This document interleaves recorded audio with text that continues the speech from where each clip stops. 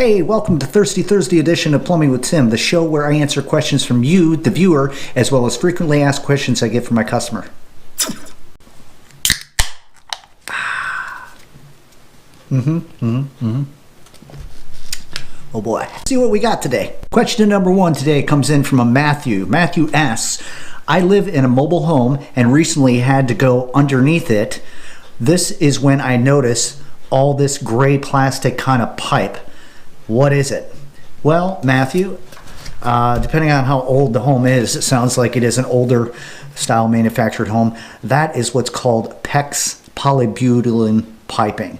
It's garbage, all right? That was what they used back when they built these manufactured homes, and I'm running into more and more of them each and every day. They're starting to fail. They're garbage. In fact, they banned that type of piping to be manufactured anymore because of how many problems that it had, and it was passed somehow through the EPA, but they didn't know any better. But after several tests and health conditions and stuff like that, and the failure of this pipe, the only time you're going to find this kind of piping in the home is if it's original.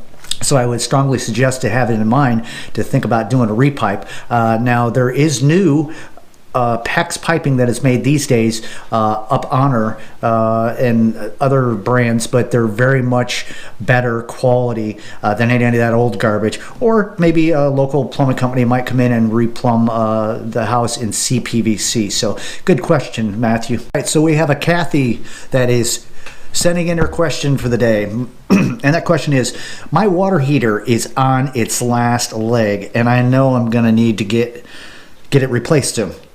What are your thoughts on a tankless?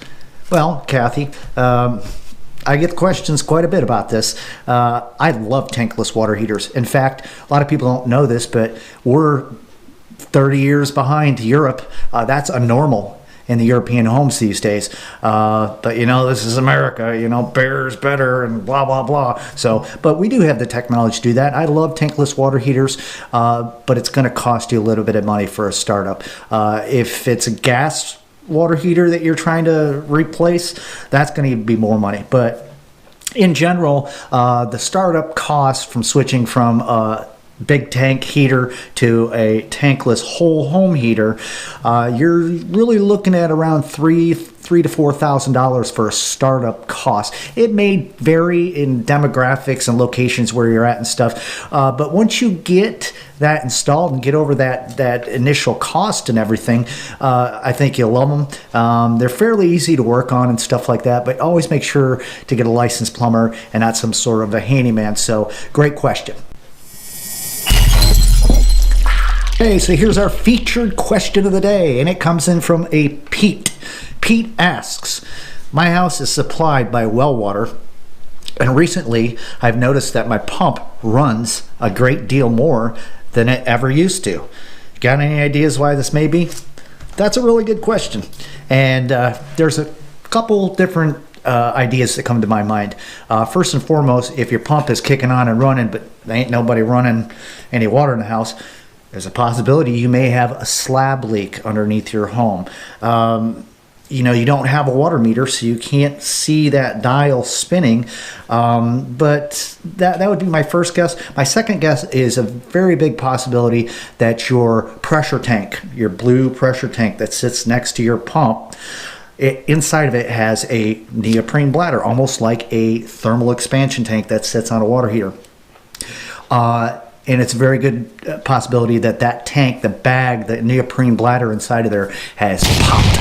And now it's full of water and it has no way of maintaining water pressure on its own to supply the water to your home, which is causing that pump to kick on and to rebuild that pressure. Your pressure tank that's next to your pump is designed to hold pressure inside of that system. As the water enters that canister, the bag pushes back against it and it retains that pressure in your home, so that way you can maintain more pressure in your water pipes in your home without the pump kicking on to try to repressurize it up to 50 or 60 pounds. So that would be my probably the best guess, is that canister is probably given out. Now, how do you find out if that's bad or not?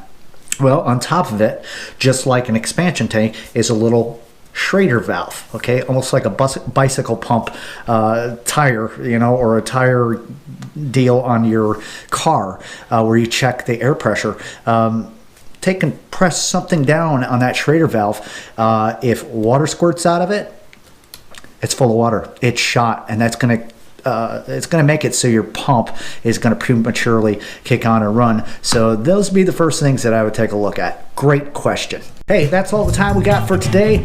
Appreciate all the questions. Keep them coming. Listen, if you got any questions you'd like to have me answer, or at least give it my best shot, make sure to leave them down here in the comments below, and I will do my very best at answering those questions, and possibly it could be the featured question on next week's episode of Thirsty Thursday.